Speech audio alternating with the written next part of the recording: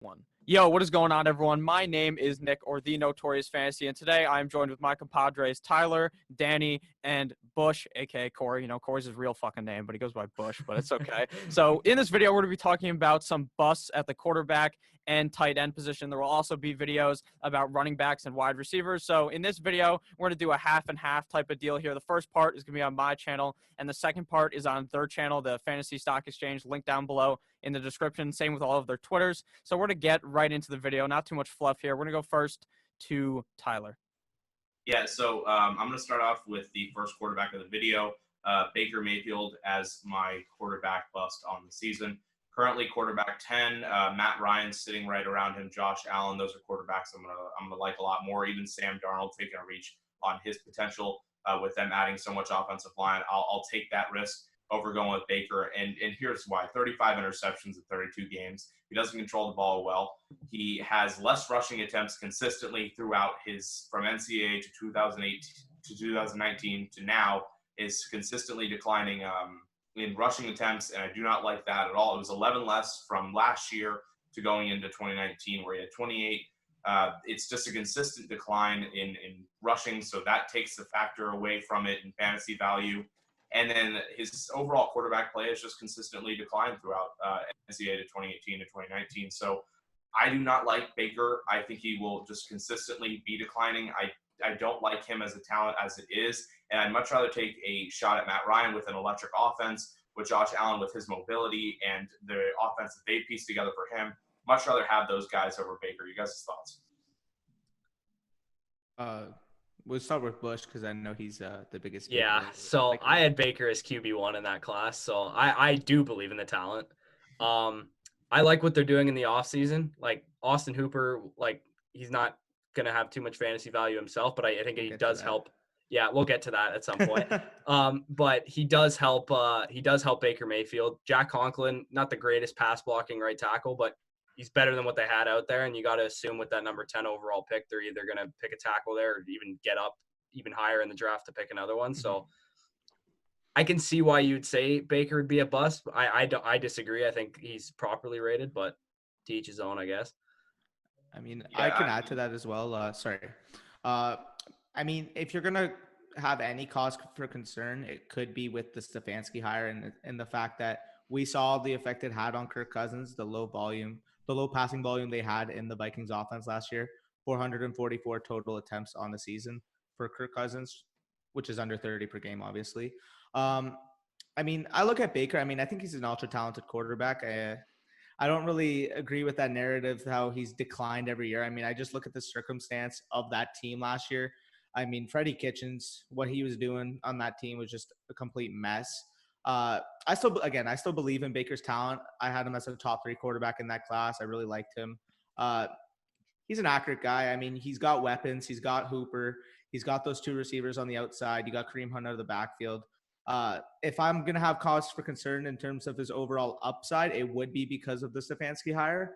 But I mean, a quarterback 10 might be a little rich for me personally, but I can definitely see the upside there, is what I would say on that. Yeah, I know that there's going to be a rookie offensive lineman on their line. I know that their offensive line isn't going to be incredible from what it was last year. And again, like you said, the Stefanski hire does not help him passing wise. And what I really wanted to point out was that the rushing attempts aren't even that high either. So any form of fantasy value, I don't really think you're getting, especially with what's sitting around there with Matt Ryan and Josh Allen, the upside of those two in a standard redraft kind of league or PPR, where it doesn't even matter with quarterbacks. You're going to get a lot better of a shot when you draft one of those guys than you will with Baker, because you'll at least get the quantity either in passing attempts with Matt Ryan or the mobility effect, and Stephon Diggs now joining in Buffalo. I think Josh Allen and Matt Ryan are much better quarterbacks. I think the guys that are sitting right around him are better guys that you can trust. Matt Stafford in there as well. I'd much rather go with them than Baker. Yeah, I honestly think that if this was like a dynasty video, I actually do like Baker, but for this season alone, I don't really trust it. Like you were talking about Stefanski, they're going to run the ball a zillion times every single game, but obviously they do have the talent around him at wide receiver. They got guys like Odell, Landry, Hooper, like you said, and David Njoku, who's obviously mega talented, but he's going to get shipped off probably maybe halfway through the season or next year. But I think that Baker will be okay, but I think 10 you said is where he's at? A little I too believe high. so. A little too high at 10. I mean, there's so many guys underneath him. Like, I would rather take the guess at Drew Brees. Drew Brees probably under him. Oh. I'd rather have Drew Brees, to be honest with you. I was going to bring up Matt Stafford's a guy I'm really looking at for this upcoming season. I just look at the weapons there, and he's listed under him. Weapons there, points per game he averaged last year. The only real cause for concern with Matt Stafford would be his back, but we'll see how that progresses over the offseason. But again, I like Baker. It's just at this current juncture, having him at number 10 is a little of a stretch for me. But I can definitely see both the arguments regarding his upside versus his floor being lower than what you would want. So. Mm-hmm.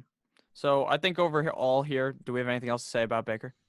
Nothing No, really. that sounds probably good. Okay, so now we'll move on to my tight end of the video, and my tight end is Zach Ertz of the Philadelphia Eagles. Now, a fantasy football calculator, he is tight end number 5, overall player number 52. Last season in 2019, he finished as tight end number 3, and he was tight end number 5 in points per game. So my real argument about the fact that he's going to be a bust is Zach Ertz 2019 total snaps was 959. Goedert's total snaps in 2019 was 924. They're getting up there closer. Goedert, to me, is going to be the better tight end. I don't know if this leap happens this year or if it's next year, but soon enough, Zach Ertz is going to be out of time there in Philadelphia. They have to get a wide receiver. You think they draft a wide receiver, so this has to hurt Zach Ertz because Zach Ertz is the only tight end or the only player out there, really, besides him and Goedert, were the only guys that were catching balls. He is ranked above everyone else except for Kelsey, Kittle, and Andrews around that area. And the guys ranked below him, I think, could finish above him. A guy like Darren Waller, a guy like Hunter Henry, a guy like Evan Ingram, who I don't even like, but I think if Evan Ingram somehow stayed healthy,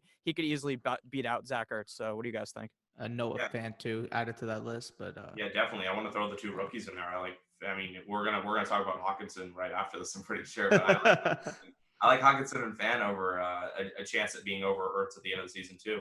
Goddard's going to take a large percentage of it. I think we've just consistently seen that rise in targets stolen from Ertz, and I think that will continue. I fear taking Ertz. There's no way in hell I'm even considering taking him, even in a redraft over Mark Andrews, Kittle, Kelsey, obviously.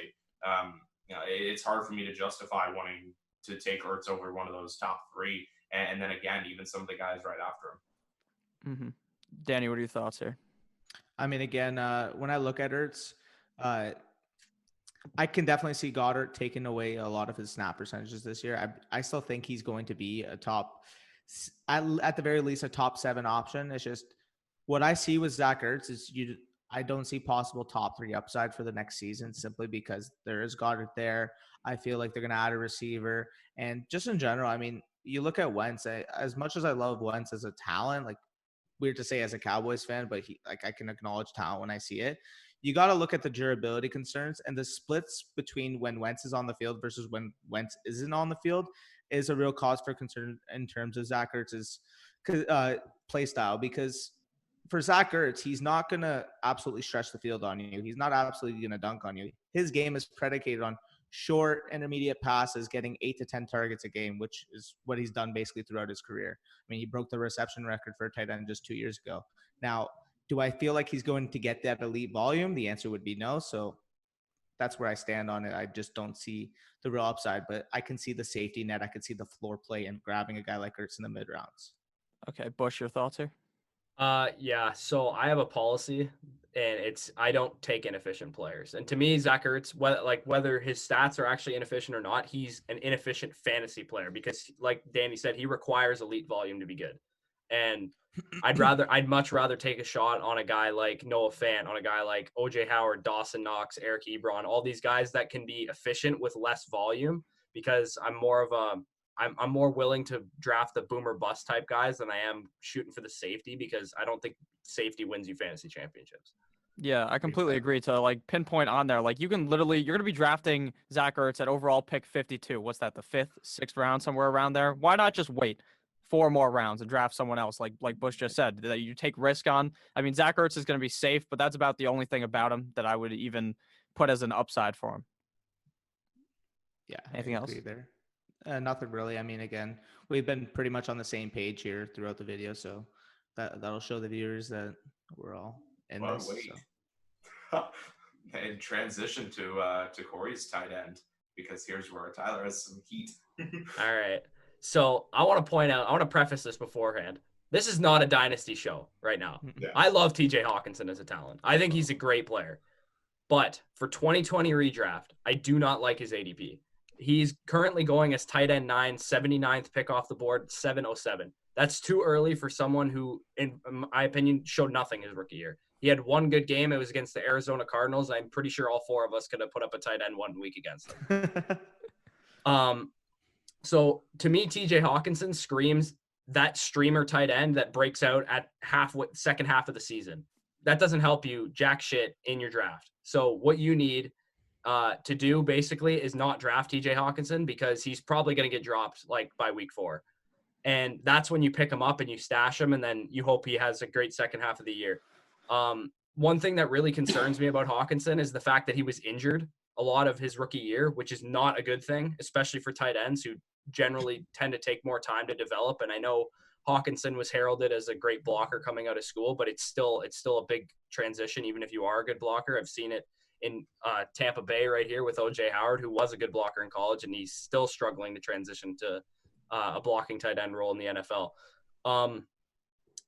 One other thing I want to point out is if you take out that Arizona game, when he was on the field, he was seeing like roughly about 5 targets a game, which is good volume for a rookie tight end, but he was only turning that into like 19 yards a game, which is not very efficient. And like I said, I prefer efficient players. I'd rather some guy, and that is a big marker for success as well. When a rookie tight end or a second-year tight end is really efficient with low volume, you can usually project a breakout upon afterwards. I mean, we've seen it before. I mean, look at Kittle, look at Andrews in the past. It's easy to project tight end breakouts simply because you see the efficiency that they show with their limited touches.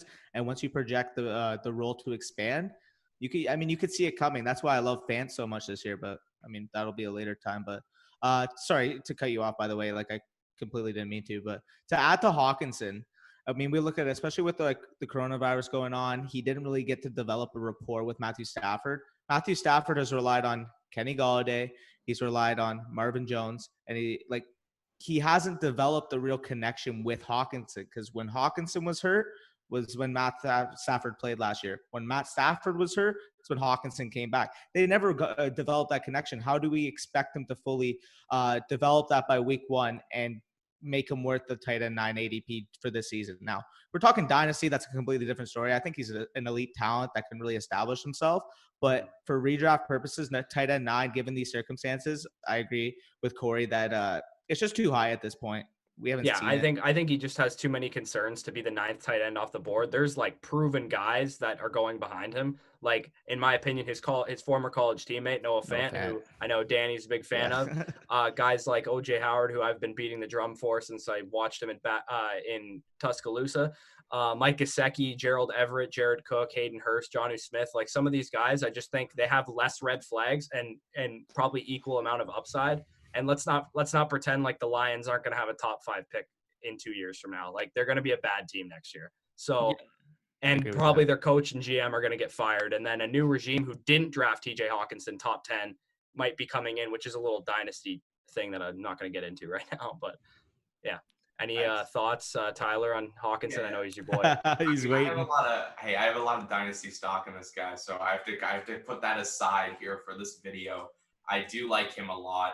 And I feel like he'll be a Matt Stafford kind of like high volume target over time. But yeah, it does need to develop. That is true. And I feel like it will over the season. Again, like you said, if he's on a waiver wire sitting week 2, 3, 4, whoever drafted is disappointed, swipe him up, because he's the kind of guy that could really start figuring out and start clicking. And Matt Stafford is an excellent quarterback with pieces, especially in fantasy.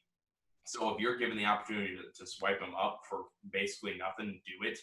Spend some fab on it. If you have fab leagues, spend it to try and make sure you lock that down, because he can be really, really good. yeah, like you said, coronavirus, Danny. I mean, it's going to kill a lot of offseason kind of meshing between quarterbacks and wide receivers. And we saw firsthand with my quarterback, who I called a bust, with him and Odell, when Odell was not taking any of the ODAs. He wasn't going to he wasn't going to enough practices with Baker. When guys can't mesh, it causes an issue, and it doesn't really work out for us in fantasy. So, this downtime is going to be interesting because a lot of the new matchups, Josh Allen, Stephon Diggs, that's a big one. Emmanuel Sanders, Drew Brees, where these guys may not be with each other. Their meshing time and being able to figure out each other as players, it's going to really cause an effect. Making me nervous. You'd be nervous for everything, though. Don't be nervous for Godwin. But my reasoning here is I don't like him either. I think that Stafford is very, I'm not even sure if Stafford will make it through the year. His two best games were Stafford, 10 points against KC, and like you said, against Arizona. But like you said, again, Arizona, anyone could have scored a million touchdowns against them because that's just what happened every single time Arizona played against a tight end. So I am worried about Hawkinson. I do not really trust him. I think dynasty purposes, like we said, he probably will be pretty good. But for this year, I'm very off on Hawkinson. There's so many guys around him. You guys already listed it. Like the argument, I'm just repeating. It's very clear. Hawkinson, to me, is just a no-go. I agree with that. I mean, segueing into the next topic, we mentioned Stephon Diggs. It kind of correlates directly with the next guy I'm going to bring up, and that's Kirk Cousins for me. I mean, he's currently listed 2020 ADP as a quarterback 12, overall 99. And in 2019, 69.1% completion percentage on only 444 attempts, 3,603 yards, 26 touchdowns, 6 interceptions. He finished as the quarterback 13 and quarterback 17 on points per game. Now, what I'm baffled by is Kirk Cousins' current average draft position of quarterback 12 is it just doesn't make sense. I mean, last season, he finished as the quarterback 13 with quarterback 17 points per game. And nothing in this current offseason would suggest that any sort of part of his situation improved. I mean, he lost his number one target in Stephon Diggs in a trade to the Buffalo Bills earlier in the offseason. And he lost his offensive coordinator, Kevin Stefanski, who accepted the Cleveland Browns job. Now, people might argue in the comment section, Kevin Stefanski was actually a hindrance. Again, you already mentioned he had a super high run-to-pass split in 2019. And that's fine. Don't get me wrong. But Gary Kubiak is the one taking over for him. And, I mean, he's notorious for his run-pass percentages when he was the head coach of the Texans. I mean, look at all the years where Arian Foster was a big, relevant piece in terms of fantasy football purposes. He was a top 5 running back for a majority of years in the early 2010s. So I'm just looking at it. I mean, turmoil is a quarterback's worst nightmare. I mean, especially when you're losing a guy like Stephon Diggs and your play caller. So it just, to me, an ADP of quarterback 12 is not warranted simply because, how are you supposed to lose all of this and then get better from what you did last year? It just doesn't make sense to me. So at this juncture, I mean, Cousins is a clear bust pick for me. What are your guys' thoughts on that? To me, it's just very clear that he would be a bust. All the guys around him, I just like so much more. I think that Kirk doesn't have any of that upside that you really look for a quarterback. If you're drafting late, he does not have that rushing ability, and that's a big thing. If you're playing in a 4-point per passing touchdown league, which most people are in, I would assume 90% of leagues are like that. 6-point per passing touchdown, it doesn't really matter. But when you run that touchdown in, you're getting all those points. And with Stephon Diggs leaving, I am very worried. Who are they going to replace Stephon Diggs with? Probably no one. It does not matter. Adam Thielen is going to be. Oh yeah, Tajay Sharp, the god from Tennessee. But I think that Adam Thielen might be good this year, but I don't think that Kirk Cousins is going to be any good this year. I think he'll probably finish just like as an average guy, maybe around 15, 20 to 20. Yeah, I mean, he's going to be screaming you like that because they're probably going to end up making the fucking playoffs because they always end up making the playoffs, and then they're going to beat the Saints. But with that said, anyone else want to say anything? Yeah, no, Thielen's a big argument. Real quick, man. I love Thielen as a value right now. It's very undervalued. Go ahead and grab him. I'll probably mention him in our whatever if we do an upcoming steals of the draft. Adam Thielen's looking really good right now. Is the only target for Cousins, but Bush, I want to hear your talk on Cousins. So I'm going to stand for Cousins a little bit. If you guys have looked at the Vikings' losses on defense, it's pretty scary. I think the Vikings are going to be slinging the ball. I don't think they're going to be I know Kubiak is there and I know Zimmer wants to run the ball, but their defense might not give them a choice. Like their defense is going to be bad. Like they have no corners on their roster right now, except for Mike Hughes, who it wasn't good coming out of school and still isn't good. So in my opinion, I think the ADP of 12 is a little too high, but if he falls to that like 16 to 18 range where Kirk Cousins always is going, I'll take him as a second QB in a super flex league. I think he'll be a lot safer than he usually is because I do think the volume is going to go up because they're not going to have the no-fly zone that they're used to having in Minnesota. I mean, I could definitely see in terms of like the overall situation being like forcing his hand in terms of passing more. But I just look at it, I mean, again, like the run pass percentages with Kubiak, it's not going to change much from what Stefanski was running. And simply put, I mean, losing your number one target is going to have an effect on both your efficiencies and your raw total, simply because who's going to take all those targets that Stephon Diggs left behind? I mean, people are going to argue, oh, he only had 94 to begin with. 94 is still a lot for a BC Johnson, a Tajay Sharp to combine to take over. I mean, we have not seen really anything like to suggest that they are even capable of doing that. I mean, at this point before the draft, again, like we're doing this prior to the draft, say they add a top 5 receiver prospect, that changes things obviously. But at quarterback 12 at this point, from what we know, I just simply can't pull the trigger on that. Mm-hmm. Anyone else got anything else to add here? I was gonna add the fact that they're probably gonna add a receiver in the draft too, but he got it for me. Okay, so are we done here today? Yeah, I think we're good. Sounds good. I mean, I was just gonna quickly shout out. Obviously, Notorious must have linked this in the description, but new YouTube page we just started up. 2 videos already posted. Third posted tomorrow morning, 8 a.m. Check us out, Fantasy Stock Exchange. Again, we just went over our 2-round mock draft. I think you guys will enjoy it. I mean, future content coming. We're on our grind, so stay tuned. Yeah. So we're gonna have a lot of prospect breakdowns. Try and get those pumped out before the draft starts, and those will be up on the site, thefantasystockexchange.com. YouTube and Twitters and all that stuff will be linked in the description. So cool. Yeah, make sure you guys check that all out. It's gonna be great content over there. Tyler, do you have anything to say? On my way to 70 followers, guys. We got a lot of raised here. We're at 61. Shut the fuck up. Thank you says guys that all every for video. We're gonna do it. Almost at 400, boys. Yeah, flex your Twitter, dick. Thank you all for watching. I love Bush, go ahead. I love each and every single one of you guys. Check out all their links down below in the description. Thank you to all of them for coming. Have a great rest of your day. Click on one of the videos on the screen, and their channel will be down below in the description. Everything down below. Have a great rest of your day, and goodbye.